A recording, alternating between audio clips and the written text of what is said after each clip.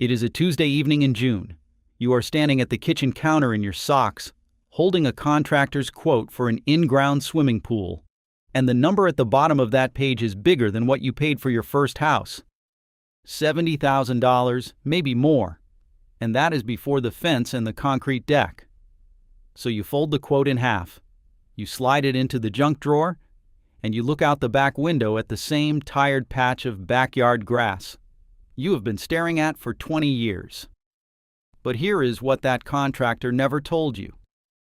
There is a middle road called a semi-in-ground pool kit. It costs a fraction of that quote. It sits partway down into the earth, so it looks and feels like the real thing. And a reasonably handy homeowner with a rented machine and a free week can do most of the job himself. Today I am going to walk you through the whole installation, start to finish, one step at a time. And stay with me all the way to the end, because the reason so many of these pools buckle in their very first winter is not the pool wall, and it is not the water inside it. It is one specific thing the soil outside that wall does when the temperature drops in January, and the fix costs about $5 a foot. I'm Larry Mitchell. For 25 years I ran the lawn and garden counter at our town's hardware store, and I watched every bag and bottle come across that counter, along with every backyard project story in town, the proud ones and the disasters. These days I keep my own lawn here in suburban Ohio, and my wife Diane will tell you that yard is my second marriage. Now I will be straight with you, neighbor. I am a lawn man before I am a pool man. But a semi-in-ground pool lives or dies on dirt work, drainage, and dead-level ground. And after all these years, ground is exactly what I know. So what is a semi-in-ground pool exactly? A regular above-ground pool has thin walls that need air on both sides. And if you bury one, the soil pressure will fold it like a soup can. A semi-in-ground kit is different. The wall panels are heavier steel or aluminum, engineered from the factory to be buried anywhere from halfway to about 2/3 of the way down into the earth. That gets you the low, built-in look of a real pool. It gets you a deck at sitting height instead of a ladder. And on a sloped Ohio backyard, it is honestly the best option there is, because you can cut the pool into the hillside and deck over the high side. And the price makes sense too. A typical kit with the pump and filter runs somewhere in the range of $8,000 to $15,000, plus your machine rental and stone. That is real money, but it is not $70,000. Now the kits themselves are good. I heard about plenty of these projects across that hardware store counter, and when one went bad, it was almost never the pool that failed. It was the groundwork around it. Remember what I said about that first winter, because the mistake gets made on installation day, months before the damage ever shows, and we are going to head it off together before you fill a single gallon. Now, before either of us picks up a shovel, let me mention something, because every pool project in history ends exactly the same way. The machine drives off, the water sparkles, and you are left standing on a ring of bare, torn-up dirt all the way around your beautiful new pool. And bare, disturbed soil is an open dinner invitation for crabgrass, clover, dandelions, and every weed on your block. That is exactly why I wrote everything down in a book called Larry's 30-Day Weed Kill Protocol. It is 88 pages, written the same way I talk in these videos, and it is the exact day-by-day system I follow to wipe out clover, crabgrass, dandelions, and the rest in 30 days and keep them from ever coming back. It covers knowing your enemy, identifying the big 7 lawn killers early, the kill protocol itself with the 7-day elimination blitz, and my trusted tenacity system, organic and pet-safe alternatives that work without harsh chemicals, and then rebuilding the lawn afterward with the Prevention Fortress and my month-by-month calendar. It is $17, marked down from $47, which is less than 1 jug of the stuff folks return to my counter every spring. Now go ahead and grab your phone and open up your camera, the same one you use to take pictures. Point it at that square code on your screen and hold it steady for a second. A little link will pop up. Give it a tap, and it will take you straight to the book. And if you are watching on your phone right now, the link is waiting for you right down below in the description. Take your time. There is no rush at all. I'll wait right here. All right. Put the phone down and let's get some dirt under our fingernails. Step 1 happens at the kitchen table, not in the yard. Call your local building department first. Almost every town in America requires a permit for a pool that holds more than about 24 inches of water. Ask them about setbacks, which just means how far the pool must sit from your property lines, your septic system, and any easements. Ask about fence rules too, because a self-latching gate and a 4-foot barrier are the law in most places, and they are a good idea everywhere kids and grandkids visit. If you have a homeowners association, get their blessing in writing. Then make the most important free phone call in home improvement. Dial 811. That is the national call before you dig line. Within a few business days, the utility companies come out and mark your gas, electric, water, and cable lines, with little colored flags and spray paint across the lawn. It costs nothing. It usually takes 2 to 3 business days, and digging without it can cost you your life. 2 to 3 business days, so make that call before you reserve the machine. There is no rush on any of this. The paperwork week is also the week you order your kit. Step 2 is choosing the spot, and this is where a lawn man earns his keep. Walk your backyard the morning after a good rain. Wherever the water is still standing, cross that spot off the list, because a pool sitting in the wet corner of the yard fights drainage problems forever.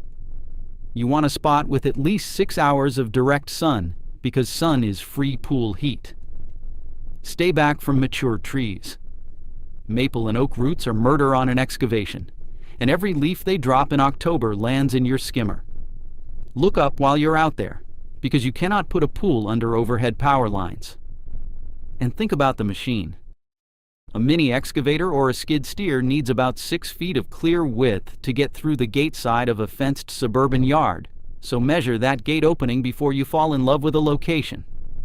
Measure it twice. Step 3. Order the kit and stage your materials. A typical semi-in-ground package, say a 12 by 24 foot rectangle, arrives on a freight truck with the wall panels, the bracing hardware, the vinyl liner, the skimmer and return fittings, and usually the pump and filter. Here is what does not come on that truck, and it is the part that decides everything. Stone. You will need a delivery of clean crushed gravel, the kind the quarry calls number 57 stone, plus a couple tons of stone dust for the base. Order the gravel now, and I will tell you exactly why you need so much of it near the end, because that gravel is the hero of this whole story. Have it dumped on the driveway on a tarp, not on the lawn, and you will thank me in August. Step 4 is excavation day, and this is the fun one. Rent a mini excavator from the tool rental yard, usually somewhere around $300 to $400 for the day, and they will deliver it on a trailer. For a true semi-in-ground set with a 52-inch wall, you are digging down about 26 inches, half the wall height, plus another 3 inches for the base material. That is 26 inches of depth, and I want you to check it in several places, not just one. Now listen close to this next part. Do not dig the hole the exact size of the pool. Overdig it 2 feet wider than the pool wall, all the way around. 2 feet on every side. That gap is your working room for assembly, and later it becomes the most important 2 feet of the whole project, because that gap is exactly where the winter problem I promised you lives. We are coming back to it. Pile the soil you dig out in one spot well away from the hole, because most of it is never going back in. Step 5. The base, and I will slow way down here, because this is the foundation your pool sits on for the next 20 years. If your yard is heavy clay like most of Ohio, spread a few inches of that crushed gravel across the floor of the hole first, so groundwater has somewhere to go. On top of that goes 2 inches of stone dust across the entire floor. 2 inches, nice and even. Rake it smooth. Then compact it with a rented plate tamper, working in slow overlapping passes like you are mowing. Now check your level with a laser level, a builder's transit, or even a long straight board and a good bubble level. The whole floor needs to be level within 1 inch, from any side to any other side. 1 inch, and I mean it, because every inch the base is off shows up as a crooked waterline you will stare at every single day. Take your time. There is no rush at all. Tamp, check, add dust. Tamp again, until it is right. So to gather that up, gravel for drainage, 2 inches of stone dust, compacted hard, level within 1 inch. That is the base. Step 6. The walls go up, and you will want a helper for this, so bribe a brother-in-law with lunch. Lay out the bottom track on your compacted base according to the manual's dimensions. Check the track diagonally, corner to corner, and when both diagonal measurements match, your layout is square. Stand the first wall panel in the track. Bolt it to the next panel hand tight.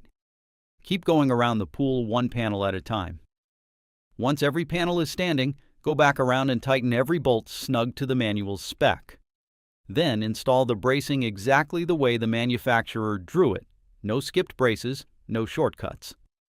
That bracing is what makes this pool buriable, and the manual for your specific kit outranks anything I say in this video. Read it cover to cover the night before. Step 7 is the liner, and the trick is picking the right afternoon. Wait for a warm, sunny day, 70 degrees Fahrenheit or better, because warm vinyl stretches and cooperates, and cold vinyl fights you. Unbox the liner and let it sit in the sun for an hour. Drape it into the pool with your helper, working from opposite sides. Lock the top edge into the track all the way around. Now for the old installer's trick, and this one came across my counter from a pool man who bought grass seed from me every fall. Slip the hose of a shop vacuum down behind the liner, seal the gap with painter's tape, and turn it on. The vacuum sucks the air out from behind the liner and pulls the vinyl tight and smooth against the wall and floor like shrink wrap. Smooth out any last wrinkles with your bare feet, gently. Then start the garden hose and put just 2 inches of water in the bottom. 2 inches, no more yet. Just enough weight to lock the liner in place while you shut off the vacuum. Step 8. Plumbing and power.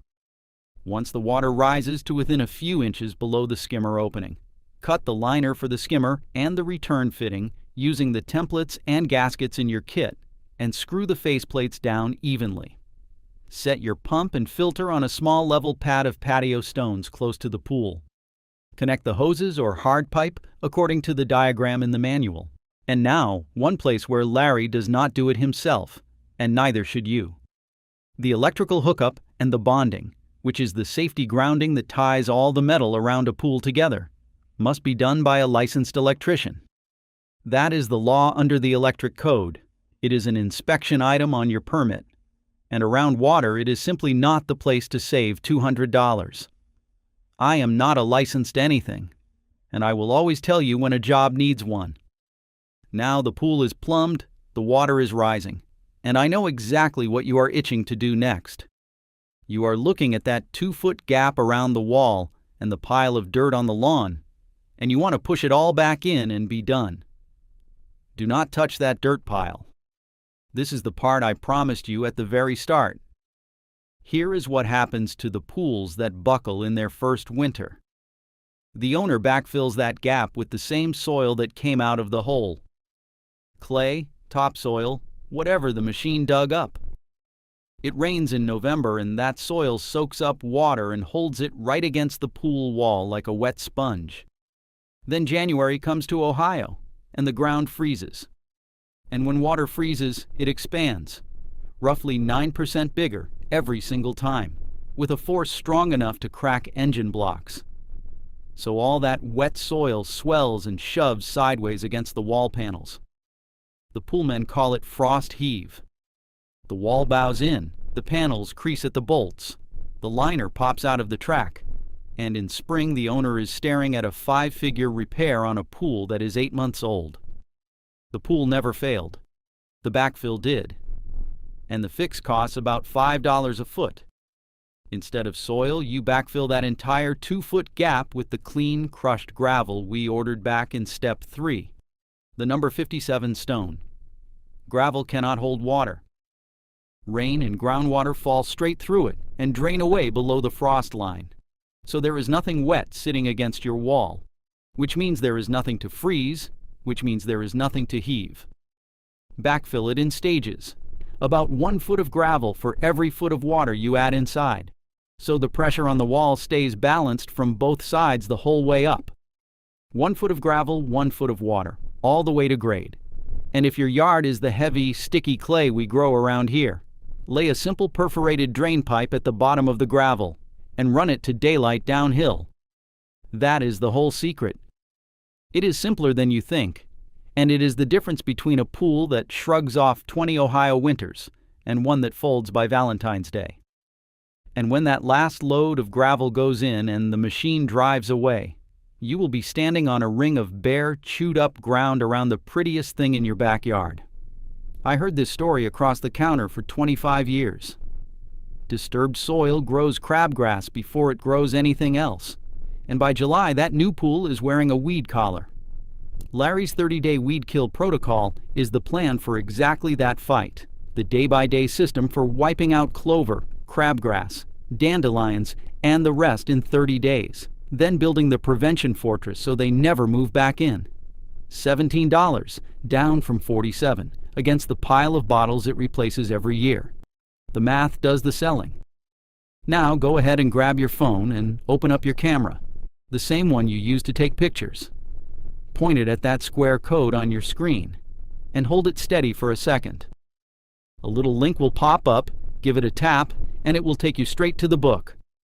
And if you are watching on your phone right now, the link is waiting for you right down below in the description. Take your time. There is no rush at all. I'll wait right here. So that is the whole job, neighbor. Permits and the 811 call. The right sunny spot, a level base within 1 inch. Walls braced by the book. A warm day liner, a licensed electrician on the wires, and gravel, never soil, in that 2-foot gap. Tell me in the comments what state you are in, and whether you would set this pool on flat ground or cut it into a slope. I read every single one, and next time I am going to show you how to turn that ring of bare dirt around a brand new pool back into thick green lawn before the weeds ever get a vote, including the one seed mistake almost everybody makes on disturbed soil that costs them the entire first summer. You've got this, neighbor. I'll see you out on the lawn.